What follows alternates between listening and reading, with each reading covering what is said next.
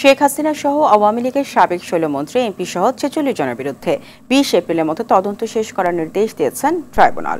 দুপুরে শুনানি শেষে এ কথা জানান চিফ প্রসিকিউটর মোহাম্মদ তাজুল ইসলাম। তিনি বলেন, তদন্ত কাজ চূড়ান্ত পর্যায়ে রয়েছে। মার্চে শেষ হলে জুলাই থেকে বিচার কাজ শুরু হবে। প্রতিবেদনের সঙ্গে নতুন করে জাতিসংঘের দেয়া প্রতিবেদন যুক্ত করে দাখিল করা হবে।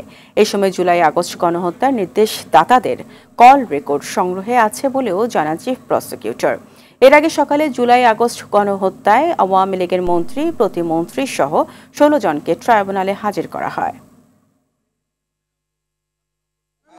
আমার ব্রিফিং চলাকালে যথেষ্ট পরিমাণে মোবাইল, যেহেতু জাতিসংঘের মতো একটা বিশ্বের সবচাইতে বড় আন্তর্জাতিক সংগঠন, যাদের বাংলাদেশের কারো পক্ষে কোনো পলিটিক্যাল বায়াসের কোনো কারণ নেই, তারা যেহেতু গণহত্যার ব্যাপারে সুস্পষ্ট একটা রিপোর্ট দিয়েছে, এইটা আমাদের মামলা প্রমাণের জন্য একটা বড় এভিডেন্স হিসেবে কাজ করবে।